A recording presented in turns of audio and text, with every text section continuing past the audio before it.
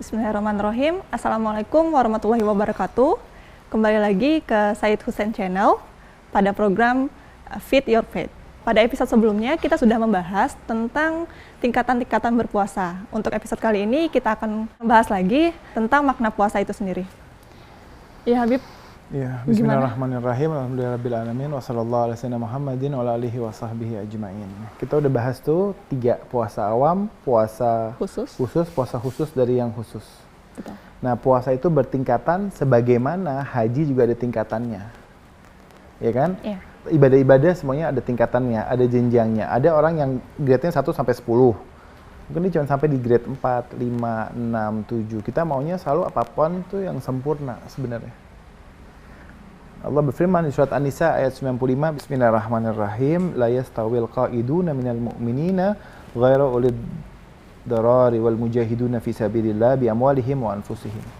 Tidaklah sama mukmin yang duduk tidak ikut berperang sama orang yang tidak punya uzur dengan orang-orang yang berjihad di jalan Allah dengan harta mereka dan jiwa mereka. Beda orang yang bangkit sama orang yang duduk tapi dia nggak punya uzur untuk tidak ikut berperang. Uzur itu sendiri?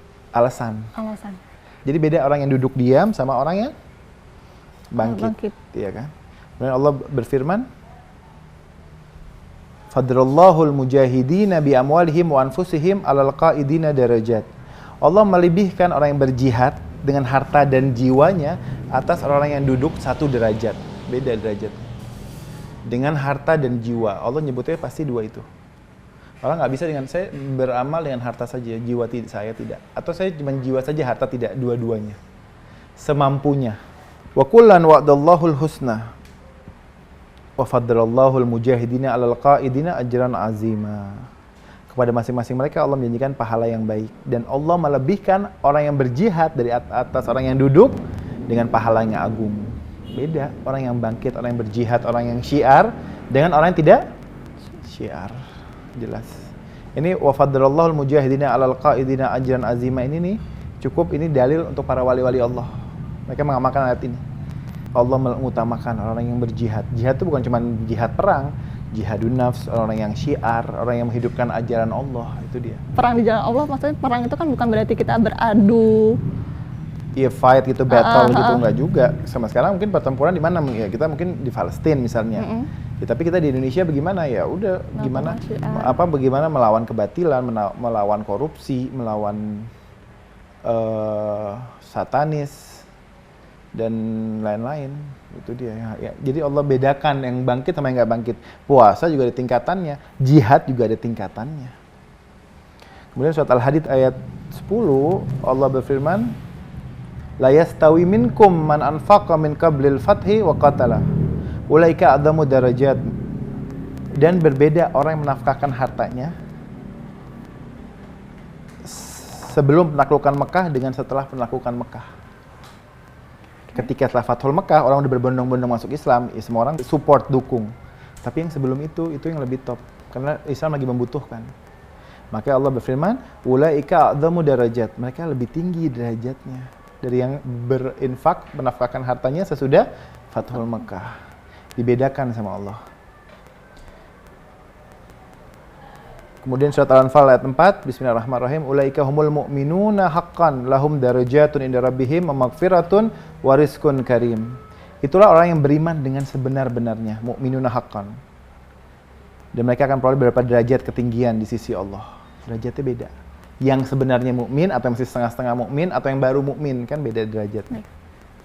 Mereka peroleh derajat ketinggian sisi Tuhannya dan ampunan serta rezeki yang mulia. Berkata beberapa kaum kepada Rasul, kami berdoa kepada Allah namun doa kami tidak diijabah. Nabi bersabda, karena kalian berdoa kepada zat yang kalian tidak kenal. Jadi kenali Tuhan itu. Bagaimana cara mengenal Tuhan? Belajar tadi. Awal agama mengenalnya, kesempurnaan mengenalnya, mengimaninya, kesempurnaan mengimaninya, mengesakannya, kesempurnaan mengesakannya, mengikhlaskannya. Itu panjang pembahasannya. Bagaimana cara kita mengenalnya? Nah, ini ada kisah. Ketika kami masuk ke Mekah, kami melihat air yang sedikit. Jadi air di Mekah sedikit. Manusia merasakan kehausan yang sangat dikarenakan sedikitnya air hujan. Kemudian orang Mekah mengadu kepada kami dan kemudian para jemaah haji meminta kepada kami agar kami berdoa meminta hujan untuk mereka. Kemudian kami mendatangi Ka'bah dan melakukan tawaf serta meminta kepada Allah dalam keadaan menunduk dan merendahkan diri kepadanya. Akan tapi doa kami tidak terijabah. Ketika kami dalam keadaan seperti itu, kami dikejutkan oleh seorang pemuda yang datang dan bertawaf di Ka'bah sampai selesai. Kemudian pemuda tersebut menghadap kami dan berkata, "Wahai Malik bin Dinar," ini semua tokoh-tokoh sufi nih. "Wahai Saleh Al-Muri, Habib Al-Farisi, Saleh A'ma, Rabi'ah, Ja'far bin Sulaiman." Kemudian kami berkata, "Labbaik, wahai pemuda," kami menyahuti seruanmu, wahai pemuda. Pemuda tersebut berkata, "Apakah di antara kalian ada satu yang mencintai Maha Rahman? Ada nggak di antara kalian mencintai Allah Maha Rahman?" Kemudian kami berkata, "Wahai seorang pemuda, tugas kami berdoa dan baginya Allah mengijabah." Berkata pemuda tersebut, "Menjauhlah dari Ka'bah. Apabila ada dari kalian yang mencintai Maha Rahman, maka pasti akan diijabah. Kalau kalian mau diijabah, cintai dulu Maha Rahman." Mereka semua orang yang sufi yang dekat pada Tuhan. Kemudian pemuda tersebut mendatangi Ka'bah dan melakukan sujud. Dan kami mendengarkan perkataannya dalam sujud. "Wahai Tuanku, dengan kecintaanmu kepadaku," bukan dengan kecintaanku kepadamu, dengan cintaanmu kepadaku, turunkanlah hujan untuk mereka, penghuni Mekah. Ketika perkataan tersebut belum sempurna, belum selesai, itu doanya pemuda ini, turunlah hujan. Kemudian kami berkata, "Wahai pemuda, dari mana engkau mengetahui bahwa dia mencintaimu?" Pemuda tersebut berkata, "Kalau dia tidak mencintaiku, mana mungkin dia akan mengijabah doaku?" Iya kan? Ketika Allah telah mengijabah doaku, maka aku mengetahui bahwa dia mencintaiku. Maka aku minta kepadanya atas kecintaan dia terhadapku. Berarti sebenarnya waktu dia berdoa pun, dia gambling, belum tahu apakah Allah... Enggak, dia sudah tahu Allah pasti akan sebenarnya mengabulkan pemuda ini. Karena dia tahu, karena saya mencintai ini, mencintai zat ini. Ketika kita mencintai Yang Maha Rahman, insya Allah Yang Maha Rahman pun mencintai kita gitu, Bu. Iya, harapannya begitu. Turunnya kecintaan Allah kepada kita ketika kita cinta kepada Allah. Anda mau dapat gelar, saya cinta sama Allah, baru dapat gelar Al-Mahbub yang dicintai oleh Allah. Sarannya bagaimana cara kita dicintai oleh Allah? Innallaha yuhibbus sabirin, Allah cintai orang yang sabar. Innallaha yuhibbul mutatahhirin, Allah cintai orang yang mensucikan dirinya. Innallaha yuhibbut tawwabin, Allah cintai orang yang taubat. Innallaha yuhibbul mutawakkil, Allah cintai orang yang tawakal. Itu banyak. Innallaha la yuhibbu, Allah tidak mencintai yang siapa? Kafirin, munafikin, musyrikin, mufsidin. Itu opposite-nya. Allah tidak mencintai, Allah membenci golongan yang A, B, C, D, F, G. Ketika dia telah mengijabah doaku, maka aku mengetahui bahwa dia, Allah, mencintaiku. Maka aku meminta kepadanya atas kecintaan dia terhadapku, kemudian dia mengijabah doaku. Kemudian pemuda tersebut berpaling dari kami dan berkata, "Barang siapa yang mengenal Allah dan tidak memuaskan bagi dirinya akan pengetahuan tentang Allah, maka celakalah atasnya." Ya, saya sudah puas, nggak ada pernah puas tentang Tuhan tuh sampai mati terus. Nabi aja berdoa, "Rabbi zidni ilman," tambahkanlah ilmu, itu terus menerus. Kata di alam barzah pun Nabi ditambahkan ilmu oleh Allah. Gue sudah puas, gue sudah mengerti bab tauhid, tidak pernah selesai bab tauhid. Karena yang dikaji zat yang tidak terbatas, maka ilmu tentang zat yang tidak terbatas, zat yang maha-maha itu nggak akan pernah selesai. Makanya dari zaman Nabi Adam sampai hari kiamat, yang dibawa misi oleh para nabi itu apa sih? Menyerukan kepada tauhid kan?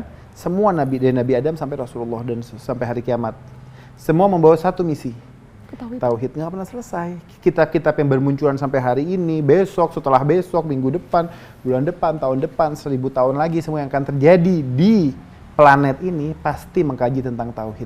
Nggak akan pernah selesai. Maksudnya apa? Barang siapa mengenal Allah dan tidak memuaskan bagi dirinya akan pengetahuan tentang Allah, maka celakalah atasnya. Tidak memuaskan, dia tahu tentang Allah tapi tidak memuaskan pengetahuan itu. Masih haus terus tentang ilmu. Tentang ilmu ketahuan. Manusia yang puas, merasa puas akan pengetahuan tentang Allah, dia sudah puas. Kata pemuda ini, apa-apakah yang menyebabkan dia bahaya dalam ketaatannya dan tidak mendapatkan apapun dalam ketaatan pada Allah, serta kemuliaan bagi orang yang bertakwa. Dia bahaya dalam ketaatannya karena tidak mengenal. Teorinya top, tapi prakteknya enggak. Ngebahas filsafat sampai subuh, tapi nggak sembahyang subuh. Ketuhanannya jago gitu misalnya. tidak mendapatkan apapun dan taatan pada Allah, dan kemuliaan bagi orang bertakwa dia tidak dapat. Terus kami berkata, wahai penghuni Mekah, siapa pemuda ini? Dikatakan dia adalah Ali bin Husain bin Ali. Jadi Sayyidina Ali Zainal Abidin. Jadi cicit Nabi Ali bin Husain ibnu Fatimah Zahra binti Rasulillah. Ini Ali bin Husain ini cicit Rasulullah. Ya jelas lah, ini dari Tariqah Al-Alawiyah, para habaib madrasah Ahlul Bait, ya ini semata rantainya. Karena jelas gitu kan, Rasulullah didik Fatimah Az-Zahra, Al-Husain, ini Ali Zainal Abidin.